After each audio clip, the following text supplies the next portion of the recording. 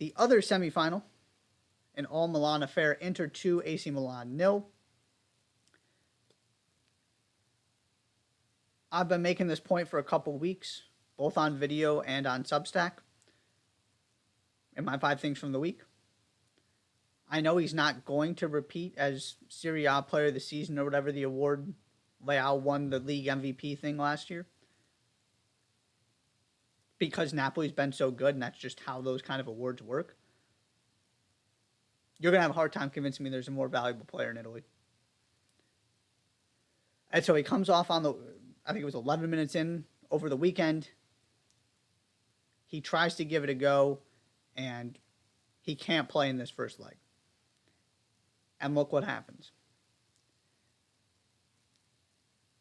And Dzeko smashes home a corner. Terrific goal. Hedrick Mkhitaryan adds a second a few minutes later. 11 minutes in, it's 2-0. And for the rest of the first half, AC Milan had, like Manchester City, nothing to offer going forward.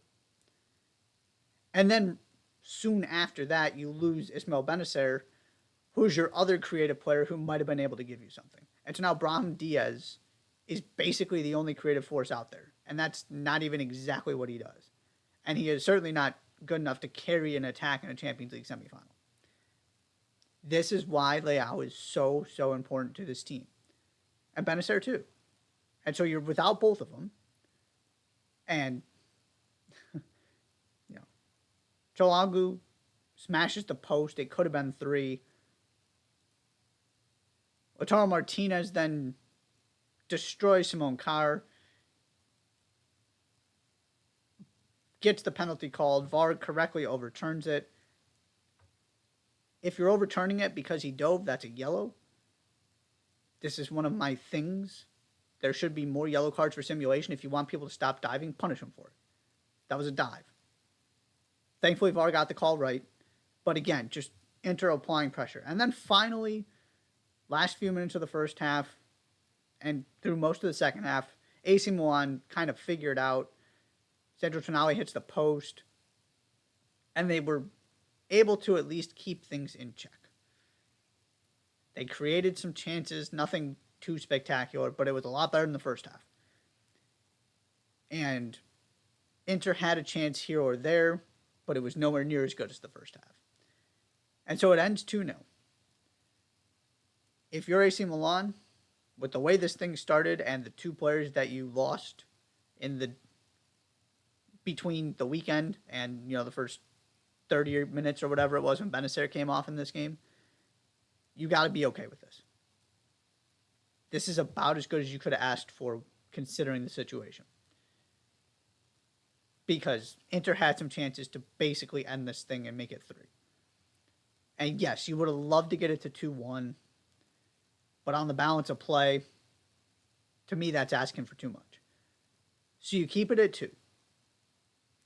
You get the first goal in the second leg, and all of a sudden we're having a different conversation. And this whole home and away thing is kind of weird here because obviously it's the same stadium. Yes, you're going to have more Inter fans in the second leg, but you don't have away goals. It's still your home stadium.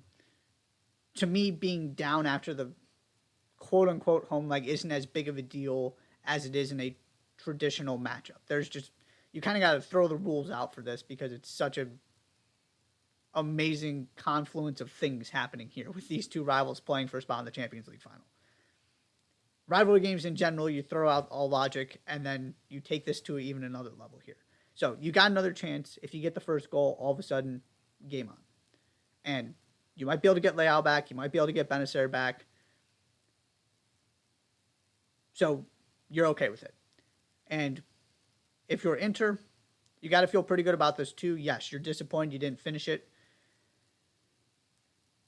And Mike Grella kept making this point, and I agree that they could have been a little bit more aggressive and a little more attentive defensively in that second half. They kind of went through the motions for a little while, and it nearly cost them a goal. They're going to have to be better seeing out the game in the second leg unless they can get the first goal. They got to play with a little bit more urgency and a little bit more purpose. But by and large, they were excellent. And they are the better team. And they're playing better right now. They're they're not giving up goals. They're scoring 2, 3, 4, 5, 6 every game at this point. I think it's 5 of their last 6 they've scored multiple goals, and 3 of those 6 were at least 3, if I'm remembering correctly off the top of my head. They're playing extraordinarily well. And give credit to Simone Inzaghi, too. He picks Mkhitaryan and Dzeko over Lukaku and Brozovic. They both score. Now, did he get lucky or did he know something? That's for him to, I guess, kind of know.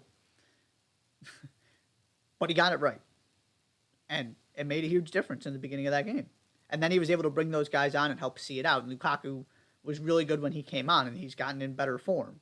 So now you have him as an option in the second leg, too.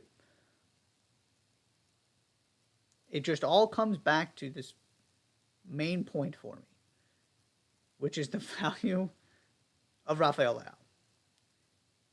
I said when these two teams made it to the semis,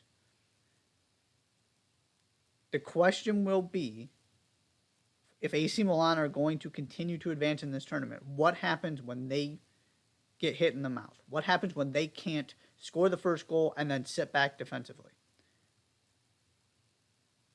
And now we're finding out, right? They didn't have a terrific response. They kind of got going in the second half. And defensively, it was a disaster. That's the other part of this, too. Yes, Martinez dove. That wasn't a penalty. But he made Simone Kjaer look silly. Mkhitaryan just running through. And I think it was it a Cherby? One of the center backs also had a run. Just, 20, 30 yards completely unopposed. It has to be better defensively because Inter are going to punish you. Whether that's Çalhanoğlu, whether that's Mkhitaryan, whether that's Martinez, Lukaku, Dzeko, the wing backs, whoever it is. You can't just let them waltz into space the way AC Milan did in this first leg. Because there is a way that this works for AC Milan, a way that they've gotten to this point, and it's by being ahead and absorbing pressure. And then you have Leao to hit on the counter. And now you don't have Leao, at least in this first leg. And now you don't have a counterattack because you got to go score the goals. Eventually, that formula was not going to... Just a very simple philosophy. I talk about this all the time. You got to be able to win multiple ways in knockout tournaments. Because you're not going to be able to get everything. It's the same thing with Manchester City. And the same thing with LAFC. This is what LAFC have been able to do so well under Steve Cherundolo. Things are not always going to go your way, especially when you want to control things. You got to be able to adapt. You got to be able to find another way to make it happen. AC Milan, through the knockout stage, have been reliant on this. We get the first goal and we sit back philosophy. They can't do that anymore. So we're going to see what they have and what they can offer in the second half, what they're made of, in the second leg, excuse me. Because they're playing a better team, a team that's going to have home support, that is in better form, and now has a 2-goal lead. This Inter team, to me, has some UConn, to continue with an NCAA tournament analogy, some UConn vibes to it. Not in the sense that we're going to look up and go, well, they really were, one of the best 3 teams in the world. We just didn't see it because they had this weird stretch. I'm not going that far. They are still way behind Napoli in their own league. But there was always this feeling with that UConn team that if they figure it out, they kind of get through this weird stretch they had in Big East play, their ceiling is so high that they can reach this incredible level, and if they're playing really well, they can win a national championship. It was always there, they just didn't always play like it. And now you're seeing Inter peak at the right time. They had that stretch, they couldn't score, they couldn't beat an Italian team, and all of a sudden it's turning around for them here. This is a team collectively from a talent standpoint that is much better than where they are in the Serie A table. And this is a team that is better than their crosstown rivals. And now it's all starting to come together. We're going to have to wait and see if they can finish it out and get to the Champions League final in that second leg.